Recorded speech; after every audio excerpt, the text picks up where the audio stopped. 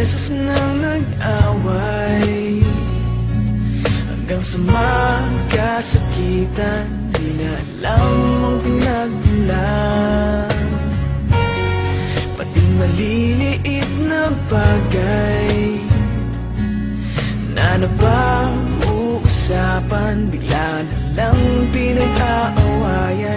Ngunit kahit na ganito, madalas na di tayo magkasundo.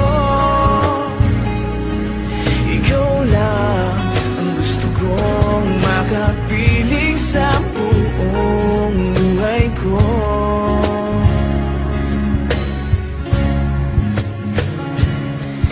Kahit na binabato mo ako ng kung ano-ano, ikaw pa rin ang gusto ko. Kahit na sinasampal mo ako at sinisipat na susugatan mo, ikaw pa rin, walang iba.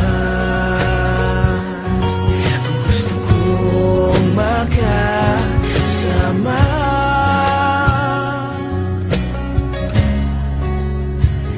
walang iba.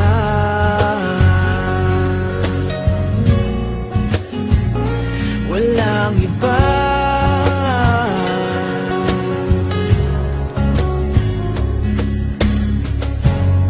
Nagsimula sa mga asaran hanggang sa magkainitan, isang eksenang bangayan na naman. Ba't ba kasi pinagpipilitan ang hindi maintindihan? Hindi man kinakailangan, ngunit kahit na ganito, madalas na di tayo magkasundo. Ikaw lang gusto kong makapiling sa buong buhay ko.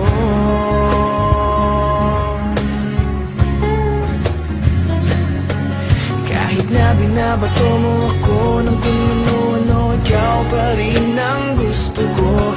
Kahit na sinasampal mo ako at sinisipat na susugatan mo, ikaw pa rin, walang iba.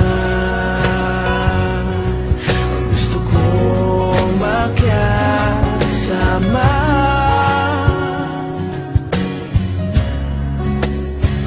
walang iba.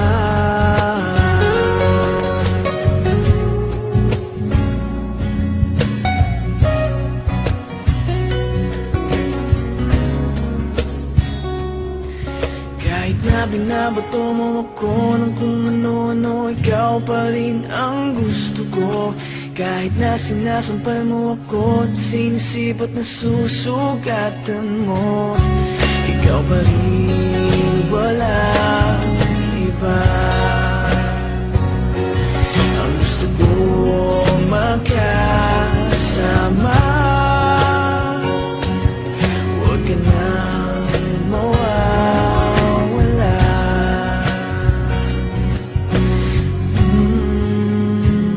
Walang iba.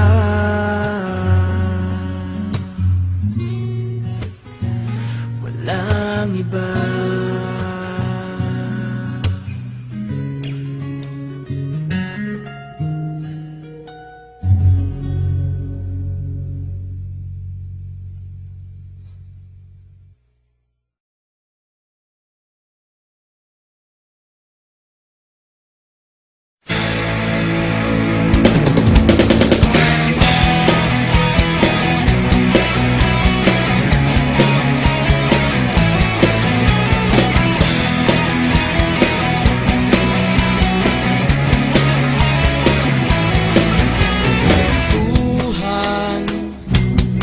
Kabulastugan, hindi malilimutan ang asaran na merong pikunan, lalo na rin ang unang niligawan, unang kabiguan, at dyan nasiseryoso ang usapan, ang pagdadamayan.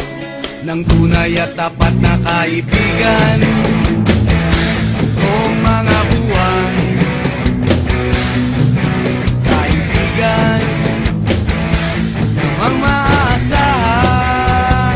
Oh, di na tayo pabata, edad may di nahahalata. Sa mga trip unti-unti na tayo nagsasawa. Pero kahit ganon, barkadang matatag hanggang sa ngayon. Minsan man magkita, tiyak may kwela, yan ang aking mga tropa.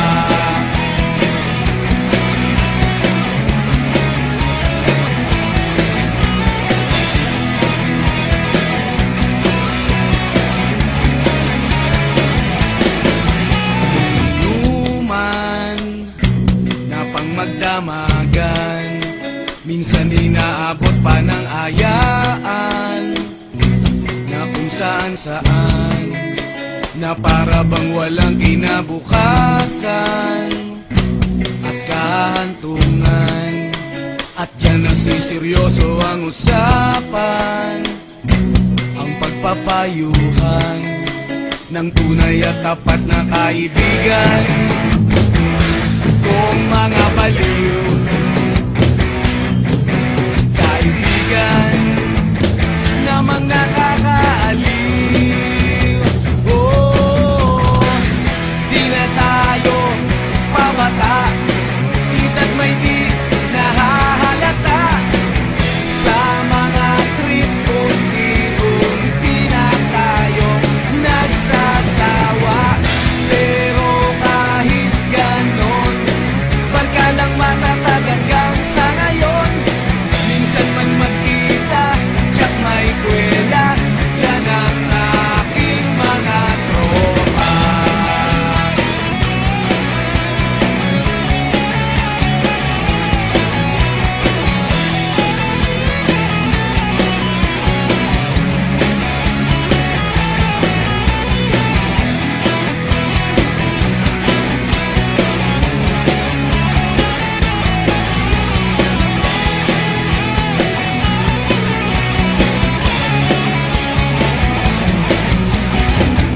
Di na tayo pabata, edad may di nahahalata.